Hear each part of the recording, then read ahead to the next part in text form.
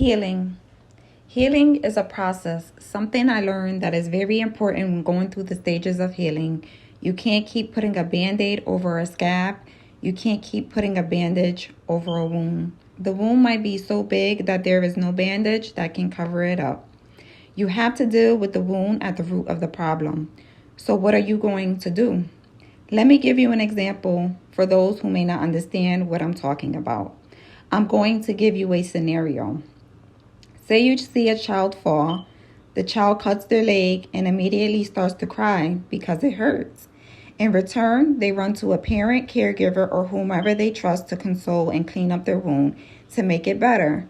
Fast forward, the adult will clean the wound, put some sort of antibiotic on it, and put a bandage on it. Psychologically, knowing that the wound will take some time to heal, it takes a process for the skin to rejuvenate itself. The broken skin will start to scab up. The bandage is only temporary. Eventually, it will fall off. Say the child gets hurt again. This time, the skin breaks completely open and now the child will need stitches because the wound is bigger than before. 4 stages are required for the skin to heal. Now, bear with me because I'm going somewhere with this. The first stage is the homeostasis phase. This is where the injury first occurs and the body sends out impulses and helpers to cause bleeding to stop to clot the blood.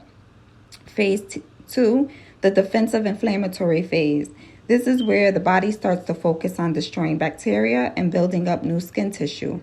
Phase 3, once the wound is all cleaned out of the pries and old blood, etc., it then moves to phase 3, the proliferation phase. Here you will see when the skin goes into almost a metamorphosis. It is literally rebuilding and processing to build new healthy skin tissue. Usually in this stage, the skin doesn't always look as pretty or pleasant. The skin may be discolored or may not look as firm. Phase 4 is the maturation phase. This is when you see the new tissue. It will have flexibility, new fibers, all the good integumentary qualities.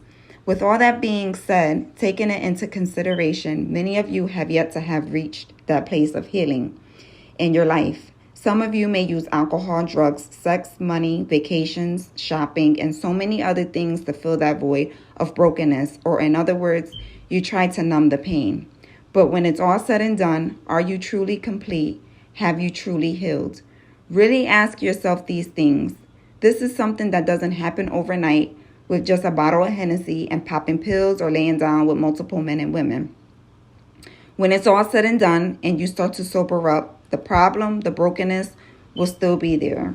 All you are doing is just numbing the pain for a period of time. You may be the person to go to others to console you, but sometimes that person may not be able to fulfill what you truly desire because they lack that in their own lives as well. They may have been abandoned and don't know how to love.